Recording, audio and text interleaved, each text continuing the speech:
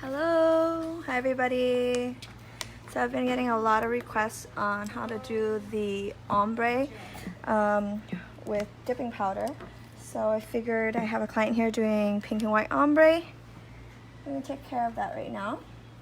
So I'm using color NU42 Desert Palm and April Shower 78 with our New Genesis, okay?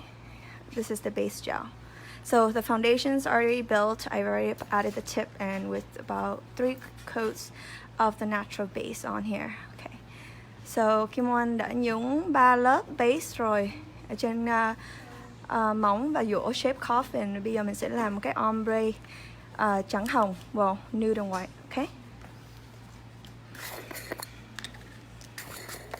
So if you have any questions, go ahead and just type it in. I can answer it afterwards because obviously I can't see the screen right now. Nếu mà các bạn có câu hỏi gì á, thì cứ viết lên, tí nữa Kim Oanh sẽ trả lời, ok? Thì cái lớp đầu tiên á, mình sẽ sơn khoảng 80%.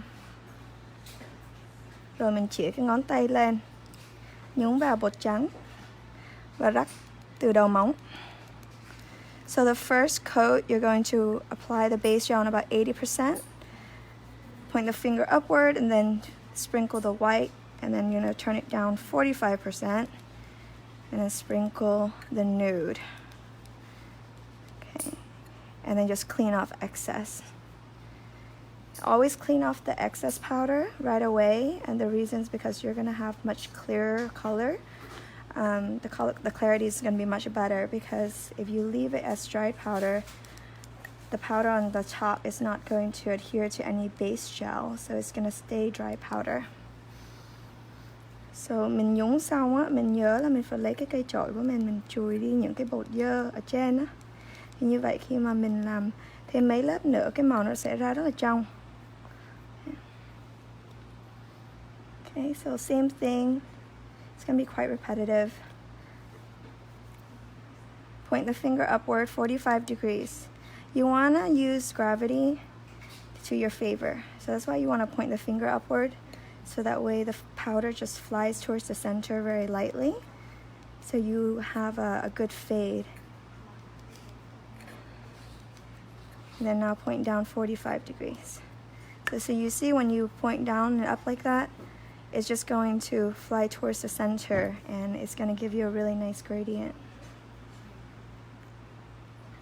Nhớ là khi mình rắc á, mình đừng có để cái móng tay ngang, mình phải chỉ cái ngón tay lên hoặc xuống.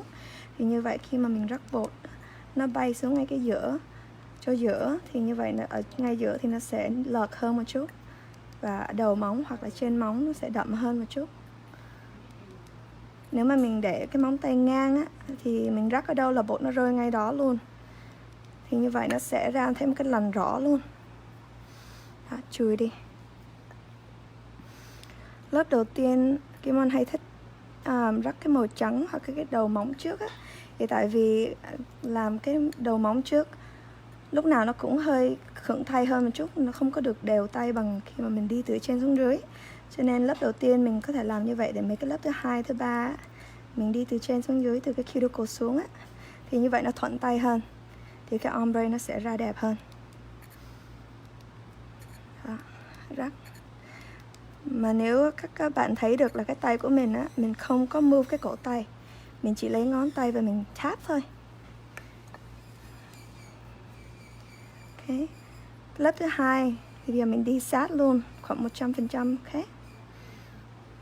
Nhớ là mình phải sơn base gel dày một chút, thì như vậy mình mới có đủ thời gian để mà rắc bột.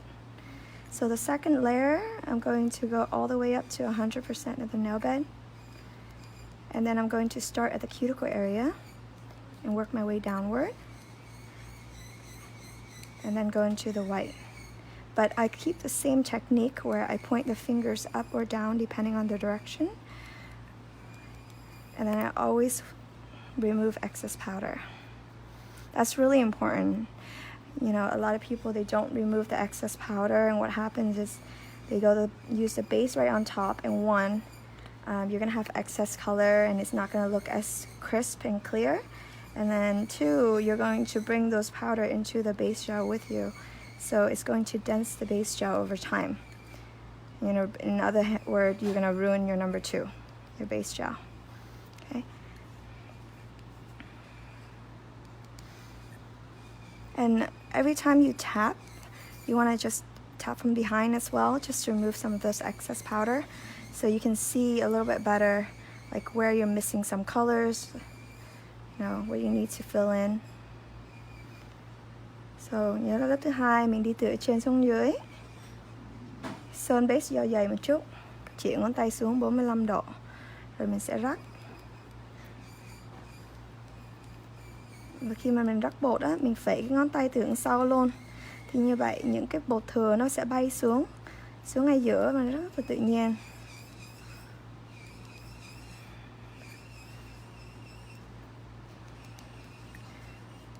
Và nhớ là mình phải chuyển ngón tay từ bên này sang bên kia, hai bên hông á, tại vì nhiều người hay có miss cái chỗ đó, không có được đều. Okay.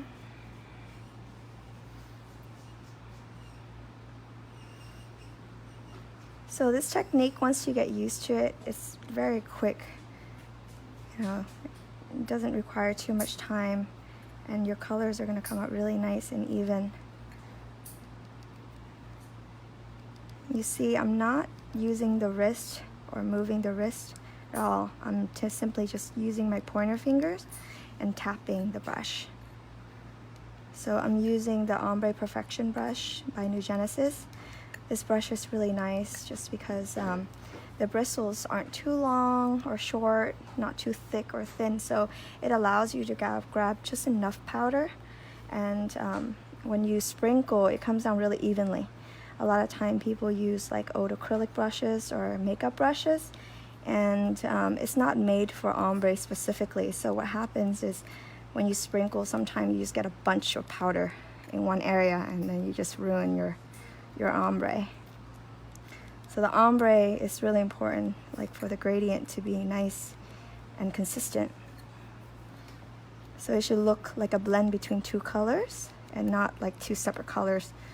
There's a line in the middle.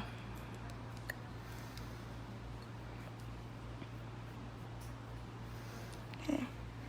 I tend to like to go over the 3rd time just to make sure that I'm not missing you know, any spots. So the 3rd time you don't have to go as thick, you can just go a little bit thinner, you know, but do the same thing, sprinkle from cuticle area downward.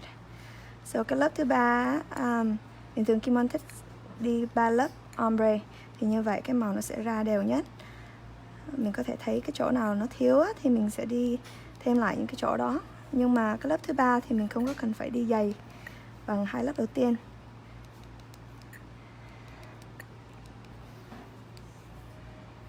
Cái cách rắc bột ombre này mình có thể xài hầu như với tất cả những cái màu nào với nhau, đậm và lợt ở trên, lợt ở dưới, nó đều ra được ha.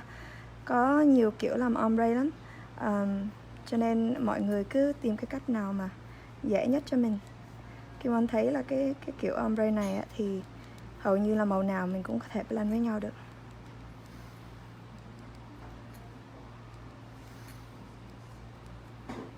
Và khi mình làm ombre á, nhớ là mình phải chia nó ra. Bình thường á, là chia ra làm 3 phần. 1/3 trên cuticle là một màu, 1/3 ở dưới là một màu, rồi 1/3 ở giữa là 2 màu nó phải blend với nhau. Như vậy thì lúc nào cái proportion nó ra cũng đẹp. Tùy, chỉ có lúc mà khi mà khách họ muốn thấy một màu nhiều hơn, giống như là nếu mà khách họ muốn thấy màu hồng nhiều hơn màu trắng, thì mình thay đổi cái cách mình rắc một xíu thôi.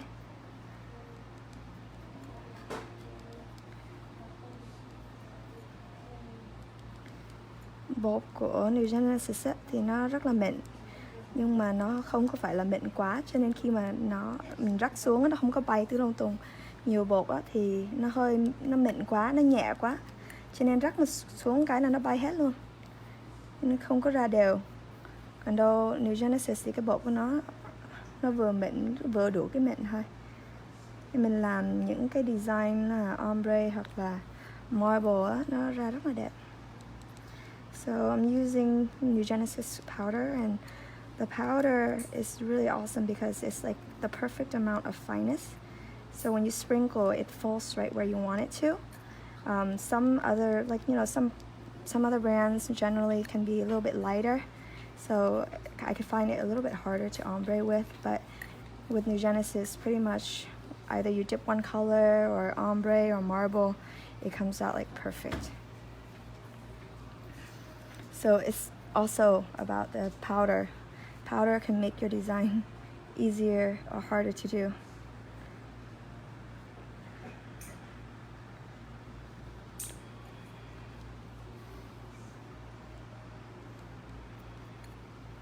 So I like to work one hand at a time.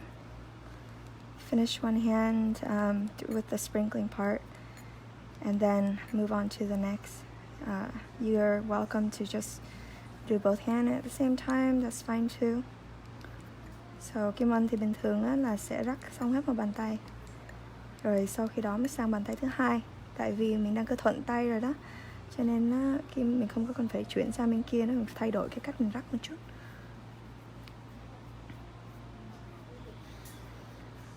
Okay, so this is 3 coats. I don't know if you can see that, right? So now we're going to encapsulate it into crystal clear with a crystal clear powder. And the reason why is when you file, you don't want to lose your design. So anytime you do marbling or you're encapsulating anything, just use our crystal clear powder. So we have one of the clearest powder in the world. So you never have to worry about seeing bubbles and losing the integrity of the design. For me, I just like to dip really quick in once like that. And another technique to when you dip is make sure that you're not pulling their finger into the jar. You're keeping it at 45 degrees, going up, and that's it. And that way you're in full control. A lot of time when you pull, like, you know, pull the client's finger downward, they'll try to help you, and it can make it wrinkle if your base coat is too thick. Okay. Clean off the excess powder on the side, and then we're going to just activate this, and voila. Activate. So I'm using the number 3 activator. So Kim Anh sau khi mà rắc bột ombre rồi đó thì phải nhúng thêm một cái lớp crystal clear powder nữa. Cái bột trong á, thì như vậy khi mình dỗ xuống nó không có bay đi cái design. Lần thứ hai, rồi mình sẽ dùng cái số 3 để cho nó khô. Everybody got it? Cái mình sẽ làm cái tay thứ hai.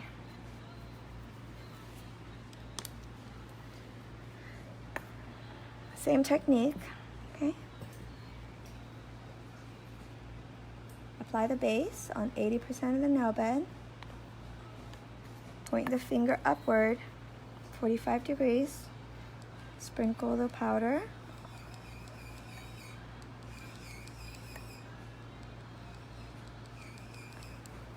And then turn the finger downward, 45 degrees. And then sprinkle. So for anyone who missed it the first time, here it is again. So, bàn tay thứ hai cũng sơn 80%. Bước đầu tiên, chỉ ngón tay lên, rắc màu trắng trước. Mình muốn rắc cái màu trắng tới khoảng nửa cái móng á. Okay. Rồi chỉ ngón tay xuống, rắc màu từ trên xuống dưới. Nhiều người hỏi á, mình có thể nào mà nhúng cái lớp đầu tiên cái màu trắng được không? Sau khi đó mình chỉ cần rắc thôi. Cái đó cũng được, nhưng mà cái đó có nhiều lúc nếu mà cái màu ở trên á, nó không có được, nó hơi bị trong một chút á, thì mình sẽ thấy được cái lằn. Okay, mình không có che được cái lằn. Còn đâu cái cách này mà khi mà đang chỉ mọi người á, thì hầu như màu nào nó cũng sẽ ra rất là đều. Okay. Tại vì mình rắc cả 3 lớp luôn mà. So a lot of people have asked me, can we just dip one coat, you know, of the color at the tip first? And yes, you can absolutely do that. It'll save you a little bit of time But if the color at the cuticle area is not opaque enough, you're going to end up with a straight line across because it's really hard to cover that harsh line. So if you sprinkle this way, the color is blending in every step, you know, so you never have to worry about that. So the only time you want to dip like that is that the color is opaque enough to cover that line. Okay, so I just like to keep my technique consistent, so I don't have to worry about, you know, worrying whether it works or not. That's why I do this style pretty much every single time. The only time you deviate from this is when you want to do like a 3-color ombre. The technique is still pretty much the same. You sprinkle the color at the tip first, and then you do the second color above, and then when you go to the second coat, then you've sprinkled the color at the cuticle, then the middle, then the tip. Then you get a really nice blend, okay? So this technique works also with a 3-color ombre, but just slight adjustment.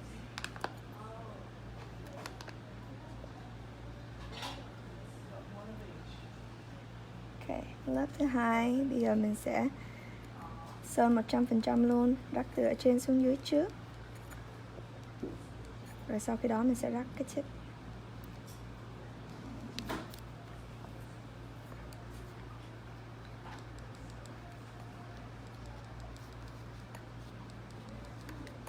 Nhớ là mình phải rắc hai bên hông luôn nhé. It's a good color on you. Good, looking okay so far? Mm-hmm. Okay. It looks different on every skin tone. Yeah.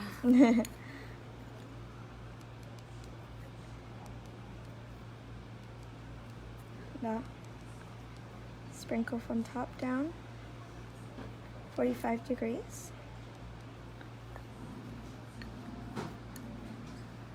If you guys want to see other designs and stuff, go ahead and just leave your request there. When I have time, I'll do another live video.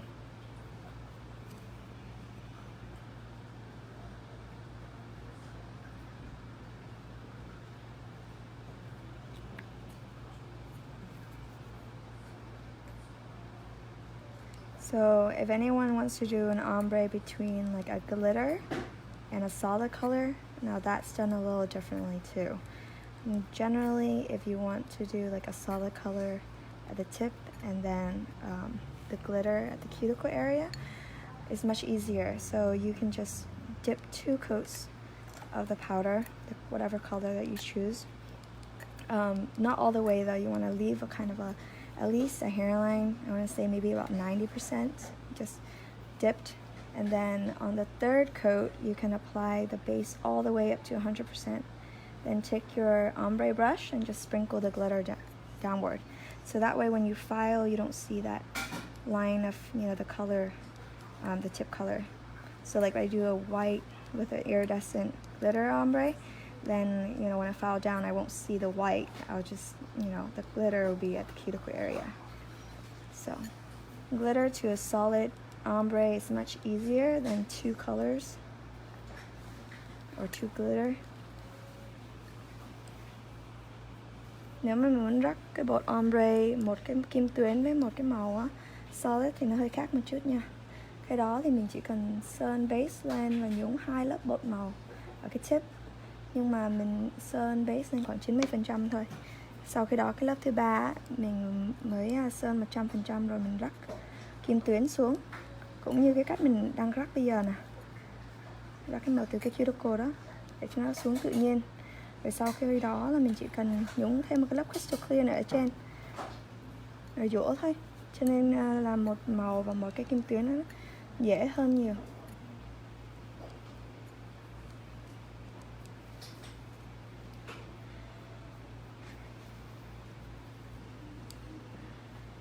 Okay, 3rd coat.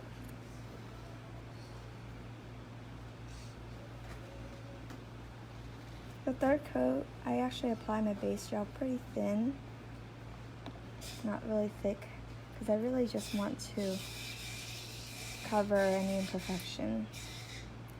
Và lớp thứ ba khi mình sơn cái base ra rất là mỏng, tại vì mình chỉ cần muốn che những cái khuyết điểm thôi. Tại vì nhiều lúc 2 lớp thì nó không có đủ bột để mà che được những cái khuyết điểm, nó sẽ có cho đỡ chỗ đậm chỗ lọt. Còn đâu khi mình đi 3 lớp rồi thì nó sẽ che được những cái khuyết điểm đó.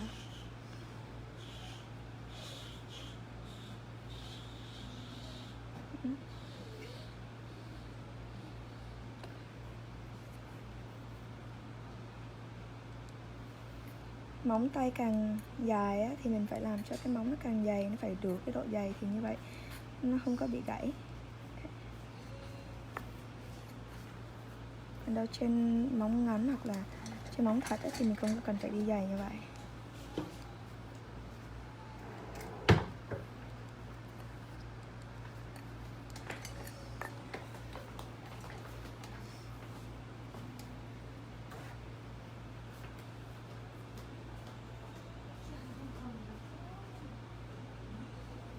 Rồi thì mình sẽ chỉ mọi người cái cách mà dỗ Coffin làm sao cho nó chuẩn nha.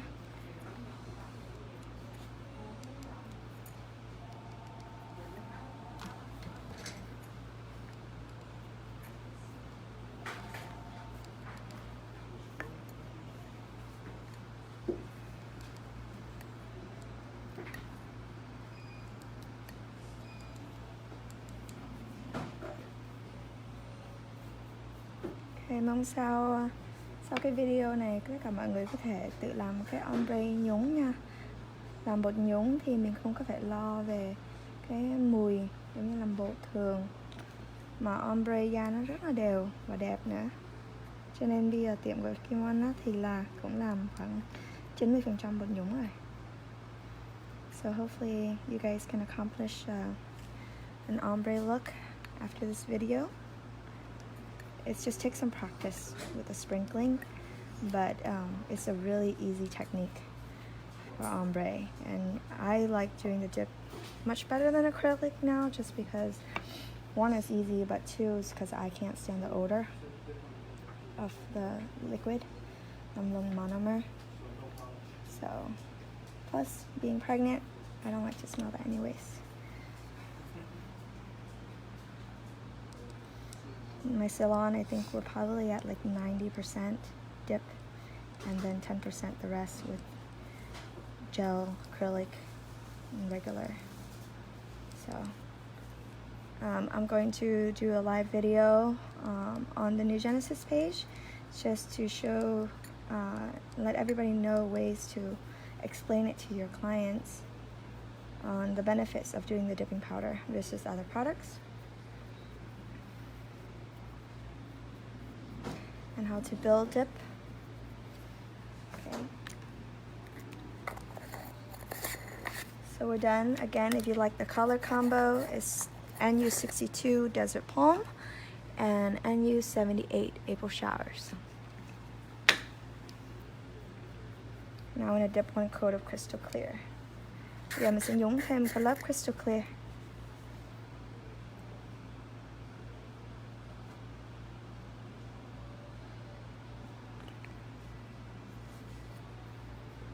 Nhớ là khi mình nhúng bột đó, mình chỉ cái ngón tay 45 độ và mình đi lên nhé. Mình đừng có kéo ngón tay của khách xuống. Nhiều người hay kéo ngón tay khách xuống á, thì như vậy khách lúc nào người ta cũng muốn giúp mình, nó dễ bị đùng lắm. Cho nên mình cứ để ngón tay của khách 45 độ rồi mình nhúng lên, thì như vậy mình có thể control 100%. Và cái bột nó đi vào nó cũng mướt hơn nữa. Nhúng một lớp Crystal Clear để khi mà dỗ xuống nó không có bay đi. Thank you. I have to explain both English and Vietnamese.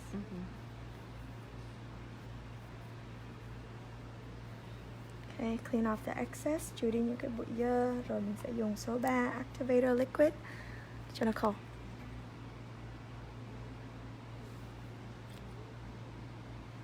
So I'm sorry, I know it can be confusing for some of you because I'm speaking in both English and Vietnamese, but a lot of my friends are bilingual, or they only speak Vietnamese or only speak English, so we need to have both. Alright, now we're going to file. Okay, so we want to file in coffin shape. So what you want to do is kind of measure the two sides, make sure that you start from the same side. Okay, and you want to keep your file very consistent, going from bottom to the sides and on top. So you want to hit all different angles. Okay, you see I'm just moving it back and forth very lightly. I don't really have to put too much pressure. The more pressure you put on, a lot of time you might bend your file and you're actually going to get more of an angle, circular shape instead. I like to use the Harmony file, the 180 grit file, just because it's enough for me to do the dipping powder. But it's not so gritty where it hurts the clients, or you could feel that friction. So I'm just worrying about the sides first right now. And then I'm going to turn the hands around to look at the client's view. So khi mà mình dũa coffin á, mình phải make sure là hai bên mình start từ giống như nó bằng nhau. Rồi sau khi đó mình dũa từ dưới, xong rồi mình dũa bên cạnh, rồi mình dũa trên luôn. Và khi mình cầm cây dũa, mình không có phải ấn mạnh quá đâu mọi người.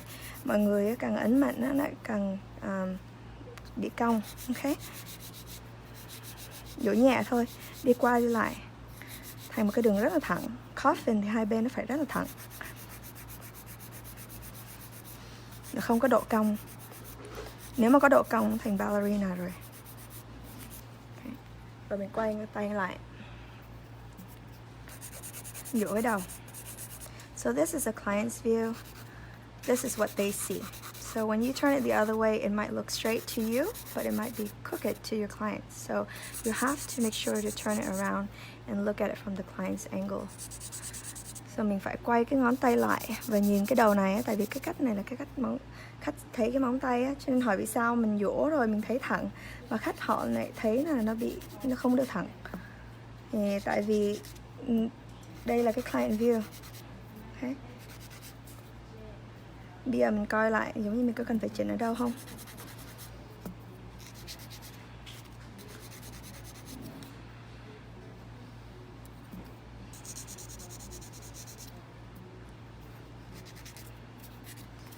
Rất là khó cho khi mà giải thích cho mọi người cái cách khi mà không có ở ngay trước mặt á, tại vì cái tầm mắt nó phải nhìn theo cái cây dũa đúng giống như là 180 độ. Okay. Thẳng luôn. Đó, ra shape coffin.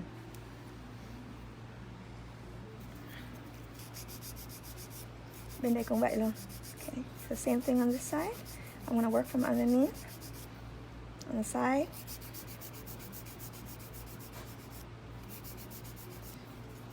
This is just preliminary filing for me. Really, I will do the rest of my filing with the e-file to really get that nice crisp shape.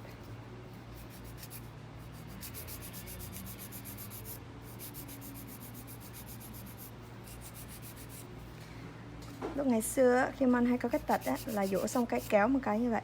Kéo như vậy á, nhiều lúc khi mình kéo nó không có được đều cái cây dũa thì nó sẽ làm cho cái đầu móng nó bị cong hơn. Ok, cho nên mọi người khi mà dũa nhớ là mình giữ cái cây dũa nó consistent, đi qua đi lại thôi, không có cần phải mà kéo một cái miếng dài. Cái đó cái tật nhiều người hay có, mà tại vì sao mà cái đầu móng của họ hay bị tròn mà nó không có được thẳng.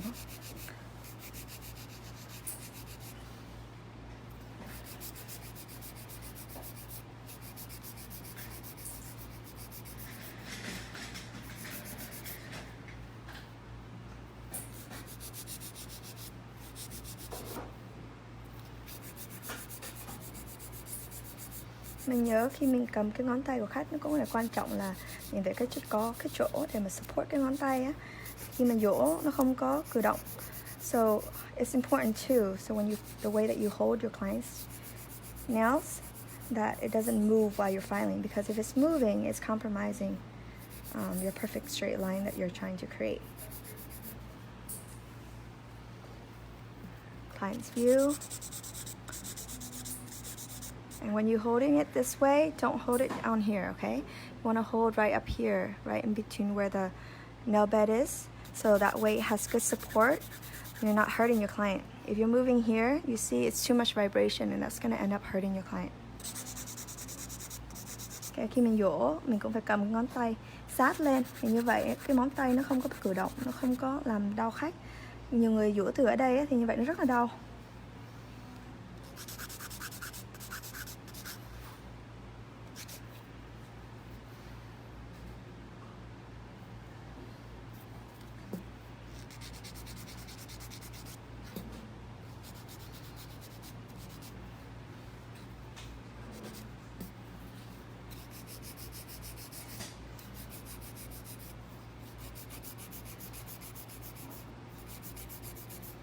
Shape looking okay for you, Allie? Awesome. Alright. So bây giờ mình sẽ dỗ máy. Đây là cái STM Medium Diamond Bit. Dỗ máy cũng là quan trọng nha. Tại vì như vậy nó mới được cái độ thẳng. Em dỗ xuống, dọc xuống nè, hai bên. Nhẹ thôi. Như vậy nó sẽ ôm cái móng xuống. Rồi sau khi đó mình đi trên mặt móng, mình chỉ cần lướt thêm trên mặt móng để cho nó mướt xuống thôi.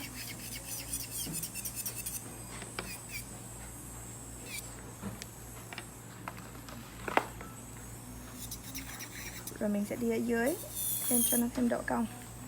Okay, so when you're using the E-file, go down verticals on the sides. That way it gives you that nice C curve. And then just smooth the surface. The powder is really fine, so really there's not much to do up there. We're just smoothing it out. And then I like to go underneath just to give it a sharper C curve right there. Makes it look a little bit thinner without actually compromising the strength of the nail. Okay.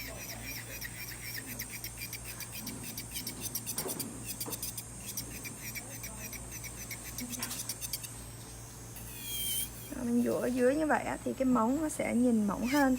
Nhưng mà thật ra nó không có mỏng hơn, nó chỉ là nhìn mỏng thôi. Nhưng nó vẫn có cái độ dày và cái độ cứng. Để khi mà khách đi nó không có bị gãy. Nhưng mà dỗ dọc xuống hai bên cái đó cũng rất là quan trọng. Tại vì như vậy nó sẽ ôm được hai bên xuống. Thì mình nhìn cái angle nào, cái shape coffin này, nó cũng ra. Nhưng mà đi nhẹ thôi nha cả nhà. Đừng có đi mạnh quá. Just go lightly on the sides. You just want to hug it so that it's nice and round right there. And then just smooth it out. You don't have to like press down too hard. I like to just smooth my surface first, create my shape, and then go over around the cuticle area. So Kim Oanh thích dỗ trên cái mặt móng trước. Để cái shape nó ra rồi sau khi đó mới quay lại và dỗ cuticle. Tại vì mình cũng hơi nhát nữa cho nên mình không có đi mạnh tay lắm trên cái cuticle đâu. Còn đâu trên mặt móng thì mình đi cũng hơi nhanh.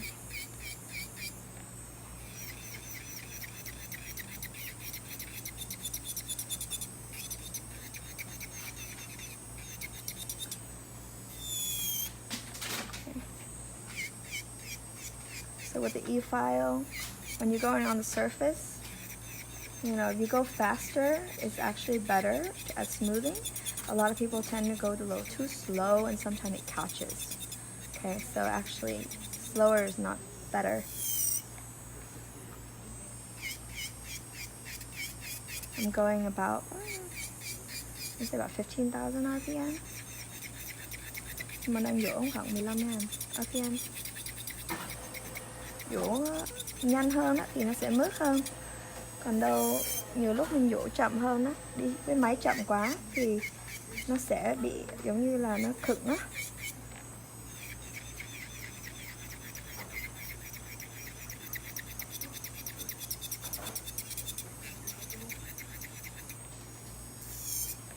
Okay. Và bây giờ đi chậm xuống một chút, mình đi xung quanh cái chỗ cuticle thôi.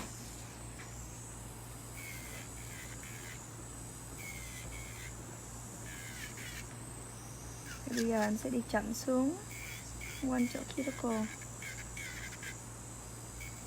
Yes, I think e-filing is necessary for dipping powder, and the reason why is because when you file by hand, if you don't have a perfect application, it's gonna lift really easily.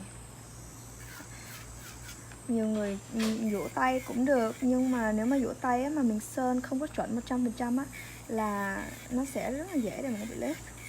Cho nên cái này thì mình chỉ muốn là đi nhẹ thôi để đi sạch những cái bột thừa có thể dính trên da.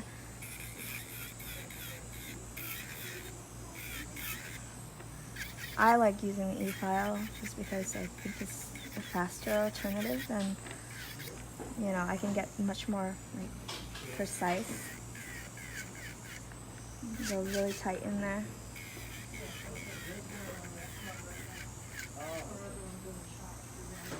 But go lightly, okay guys? Do not give your clients ring of fires.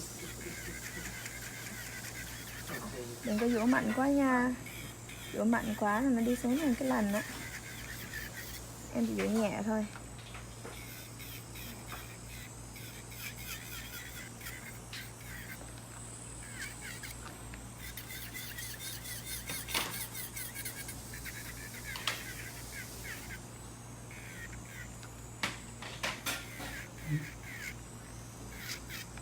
Cái món sợ nhất là cắt á. Cho nên lúc nào đi xung quanh đây cũng rất là nhẹ. Nhưng mà mình lại rất là thích những cái đầu dũa mà nó sắc. Còn đâu thợ mình thì thích đầu dũa cuồng không à.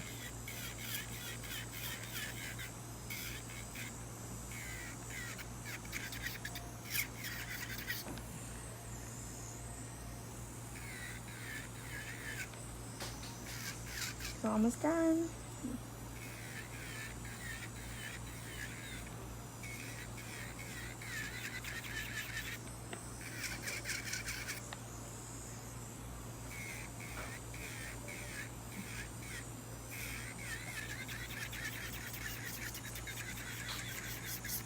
Làm tay cho khách nhưng mà đâu có ai có thời gian làm tay cho mình đâu.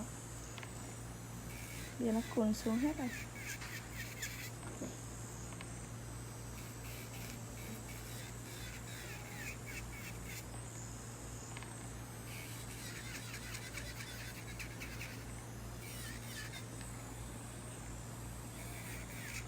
I love Baby Boomer look because it's so elegant and goes with absolutely everything.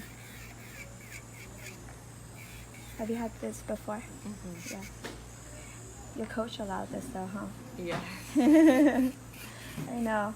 Like all of the girls in your dance team is either Baby Boomer, pink and white, or a nude.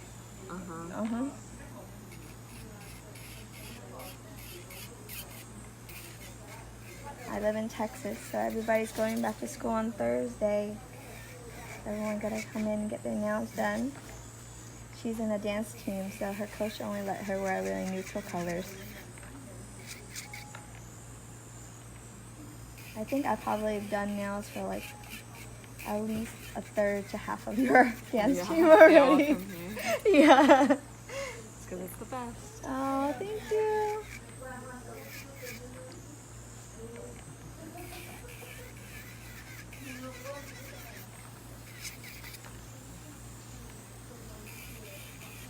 Did you know like Tori and them?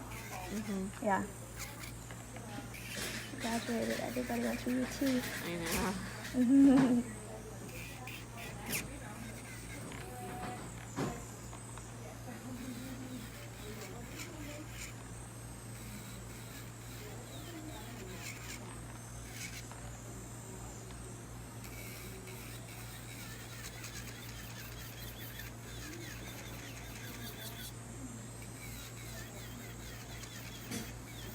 Em nghĩ đây là lần đầu tiên em live đó. I think it's my first time living actually, doing nails.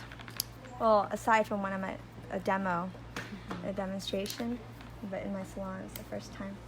Okay, so afterward I like to go over using this bit. This is just a fine cylinder bit. It's really, really super fine. So it's, you know, it won't cut the client, okay? So đây là cái đầu dũa mịn thôi. Oh sorry, cái tóc em che hả? Xin lỗi nhé. It's hot. Cái đầu này nó rất là tốt để khi mà mình giống như là prep cái móng tay á, nó không có hư móng, và sau khi mình xong mình dũa, mình clean sạch lại á, đi sạch trên cái cuticle được mà nó không có bị đau tay khách, nó sạch hết bộ thôi.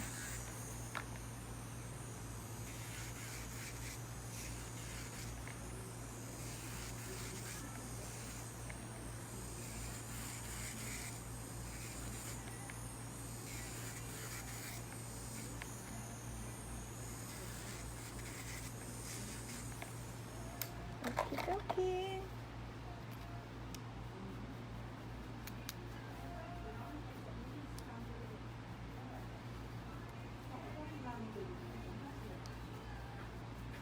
Chị Tuyết gave me this at the Vegas show, isn't it cute?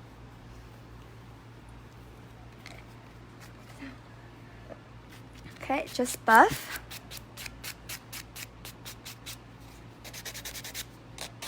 Use a fine buff.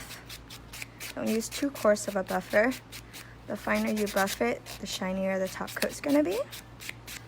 So khi mà mình buff á, mình đừng có dùng cái buffer nào mà nó sần quá nha.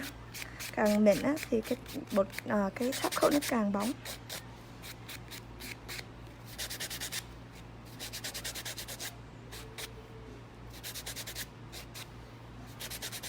Do you like a very sharp coffin, or do you like it dulled a little bit so it's not like so sharp that it pokes? I don't even know. Do you tend to poke yourself? No, not really. No? Okay. Then I'm gonna make it pretty sharp coffin.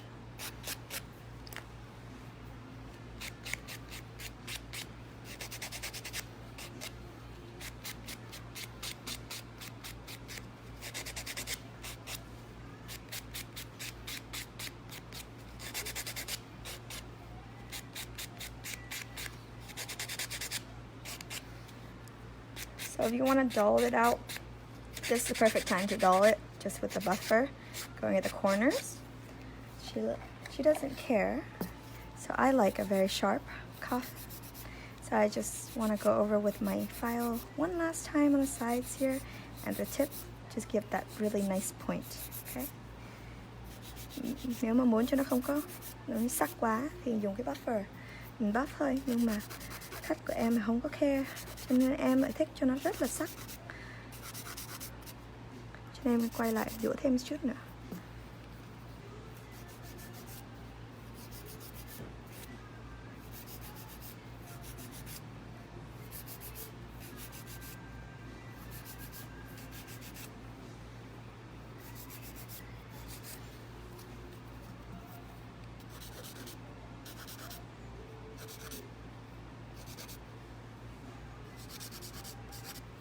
Okay.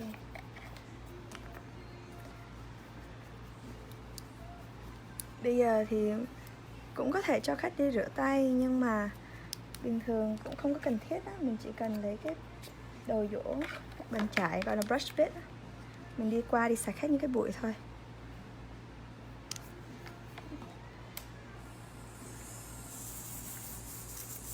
I'll have you wash your hands afterwards, okay?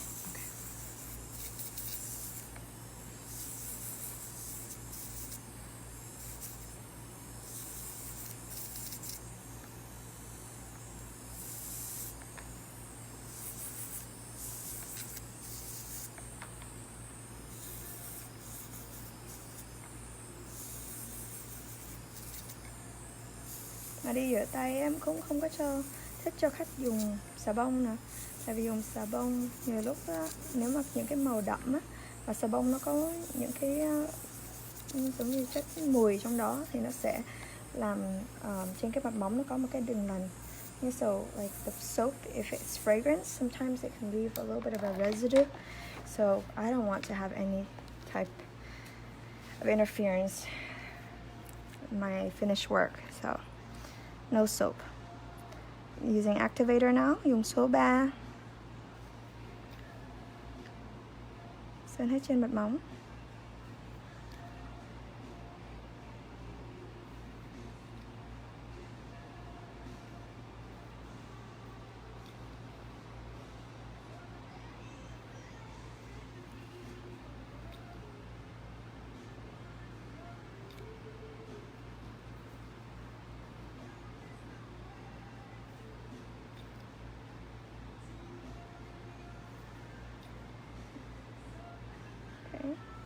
Sơn số 3 lên rồi, mình sẽ sơn số 4 lên top coat.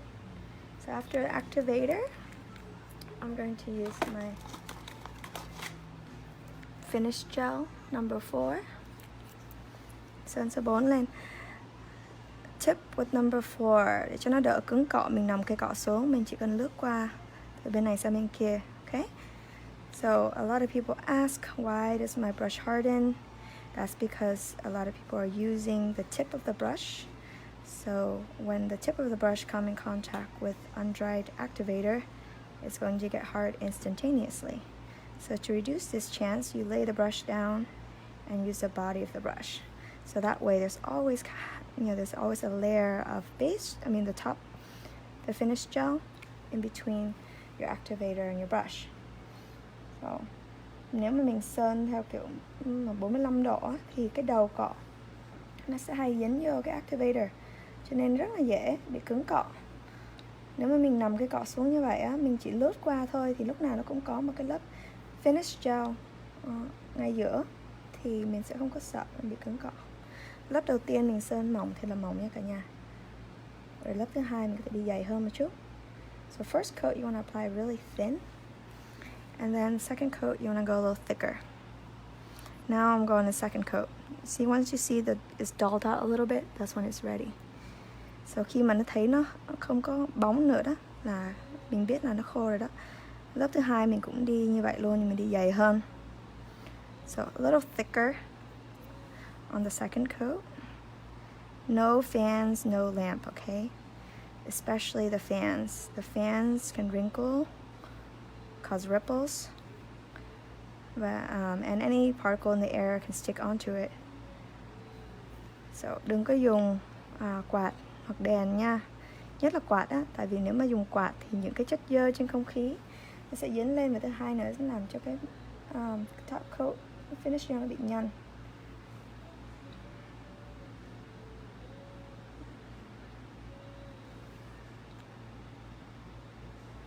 Top coat của New Genesis khô rất là nhanh, trong vòng chưa tới 2 phút. So our top coat dries really fast and gives really high shine, less than 2 minutes. Just have your client sleep this hand still and you're done. Hey Eric. Okay, so here I'm just gonna bring it down so you can see. Ombré Baby Boomer.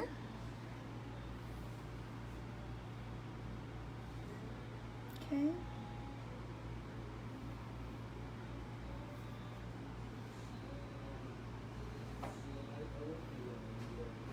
$62 and $78, those are the colors that I use. 78 và 62. Hi Andonia.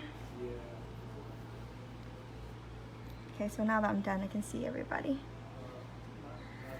We're just gonna wait for it to dry, then I'll apply the cuticle oil, and she's good to go. What do you think? You like it? Yeah, they look so good. Oh, thank you. Alright, thanks everybody for tuning in. Cảm ơn mọi người.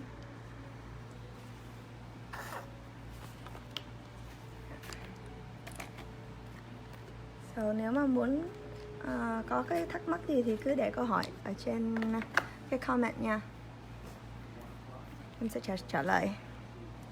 So now I'm just using cuticle oil right here.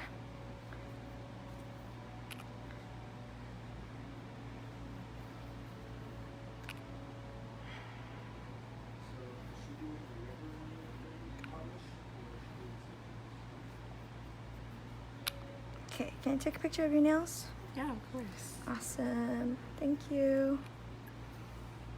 Thank you for being my nail model. No problem. Thank you for doing my nails. Of course. My pleasure. Okay. Chuẩn bị mình sẽ tắt đi nhé để chụp hình cái bộ này.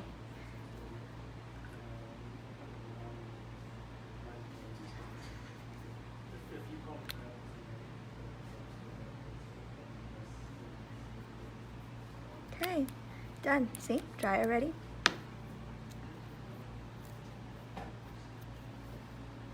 That was barely 2 minutes, right? Yeah.